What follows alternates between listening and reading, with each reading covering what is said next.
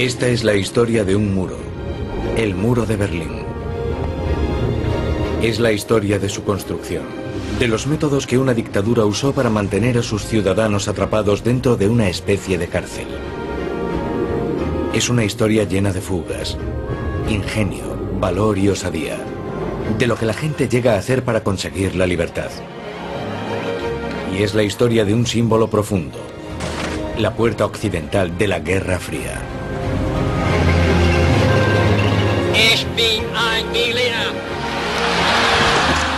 Miles trataron de huir por encima, por debajo, atravesándolo o rodeándolo, intentando salvar las numerosas y peligrosas barreras defensivas del muro. Más de 1000 murieron en el intento.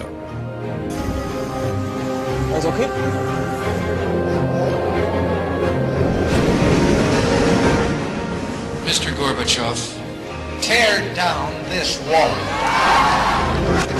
Duró 28 años y cayó tan repentinamente como se erigió.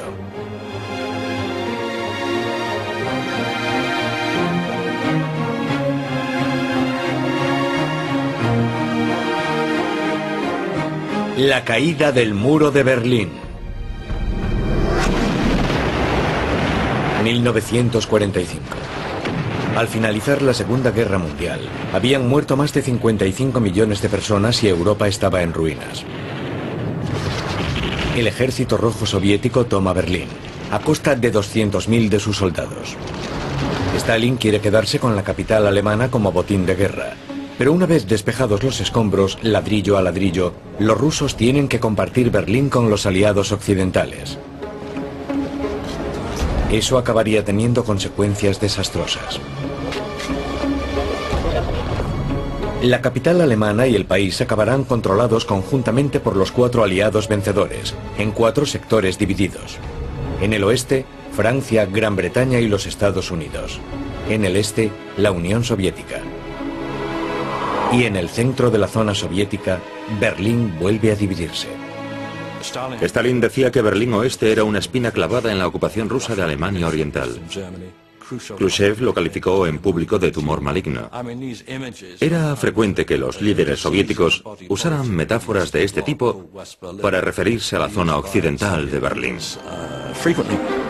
En 1948, Stalin bloquea las rutas terrestres hacia Berlín Oeste para forzar la marcha de los aliados occidentales. El puente aéreo americano y británico abastece Berlín Occidental durante 9 meses hasta que Stalin se rinde. Desde 1949 hay 2 estados alemanes. Muy rápidamente ambas Alemanias, pero sobre todo Berlín, pasan a ser motivo de enfrentamiento. Durante 40 años Berlín fue motivo de disputas, no solo entre 2 sistemas ideológicos, sino entre 2 núcleos de poder que deseaban controlar Europa. Alemania Oriental, la RDA, con Berlín Oeste situado en medio. La única frontera aún abierta está en Berlín. Entre 1949 y 1960, hasta 3 millones de alemanes abandonan el este comunista y van al oeste vía Berlín Occidental.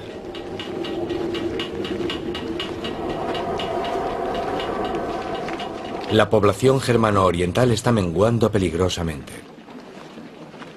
En 1960 huyeron 200.000. En junio de 1961 huyeron otros 160.000. El país estaba quedando sin capital humano. La débil economía de Alemania Oriental necesitaba desesperadamente su contingente laboral. Los comunistas temían que la economía se hundiese. Estaba claro que era urgente hacer algo que resolviese el problema de Berlín Oeste. Aún es fácil cruzar de un sector a otro de Berlín con solo mostrar la documentación de identidad. El líder comunista de Alemania Oriental, Walter Ulbricht, necesita una solución permanente. Ulbricht era un hombre muy decidido. Vio el problema y se mostró partidario de levantar una barrera, una valla, un muro, llámele como quiera. Y lo consiguió. Así que entrando ya en el año 1961, en sus viajes a Moscú y también por teléfono, insiste en que esa es la solución, el único modo de resolver el problema. Ulbricht consigue de Moscú, centro del poder soviético, permiso para construir una barrera. Pero cuando le preguntan por su intención en una conferencia de prensa el 15 de junio, miente. Que si hay personas en la Alemania Occidental que quieren que pongamos a los obreros de la República Democrática Alemana a construir un muro, nadie tiene intención de construir un muro. En Moscú, el premier soviético Nikita Khrushchev ve la oportunidad para neutralizar a los aliados en Berlín, o incluso para echarlos. Khrushchev dijo que tener Berlín era como poder apretarle los testículos a Occidente cuando le apeteciese, cuando quisiese hacerle daño a Occidente. Creando dificultades en Berlín, fastidiaba a Occidente. Y surge una oportunidad adicional. Khrushchev puede comprobar la determinación del joven presidente estadounidense John Fitzgerald Kennedy. Kennedy dijo, no toquen Berlín Oeste. Y lo que interpreta a Khrushchev, y por supuesto Ulbricht, su camarada germano oriental, es que mientras no violen los derechos que los aliados tienen entonces en Berlín Oeste, estos no harán nada. Y tenían toda la razón. A principios de agosto de 1961, Berlín Oeste está ocupado con la celebración de su Festival de Cine Internacional, totalmente ajeno al desastre que se avecina. El 13 de agosto, cuando nos llamaron en plena noche, quedó claro que pasaba algo. Harold Smith era estadounidense y capitán de tanque en Berlín Oeste. Lo enviaron a echar un vistazo y quizás a hacer algo más. ¿Estarán reparando las carreteras? ¿Para qué quieren todo ese material? Nos acercamos allí, por supuesto.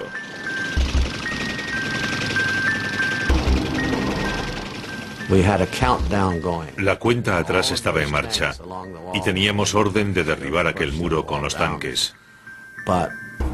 Pero un minuto antes de hacerlo sonó el teléfono. Era el presidente Kennedy.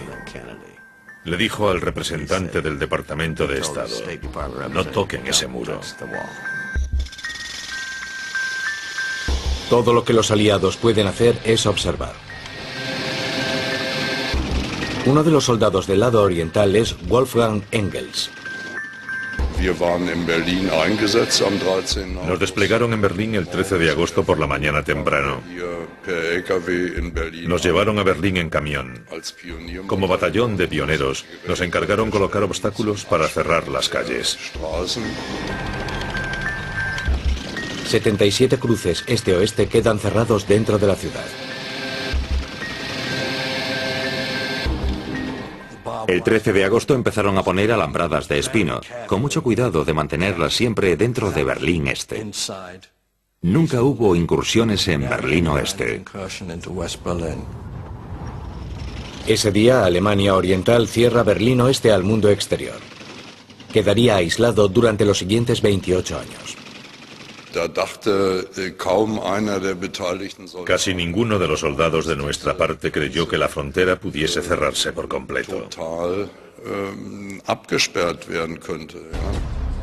Pronto, un muro provisional de 156 kilómetros rodea Berlín Oeste y a sus más de 2 millones de ciudadanos.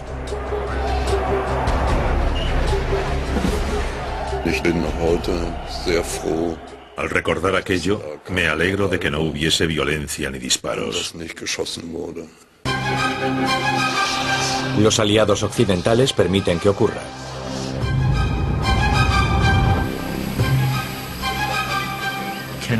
Kennedy tomó la decisión de que protestarían, que se opondrían, pero no declararían la guerra.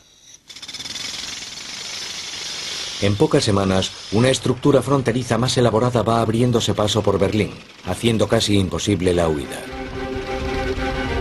Torres de vigilancia, un muro de casi 2 metros de altura coronado con alambre de espino, obstáculos de hormigón para detener a los vehículos, una valla trasera y entre ambos una franja fronteriza, un área despejada para disparar. Después empieza la guerra propagandística. Compatriotas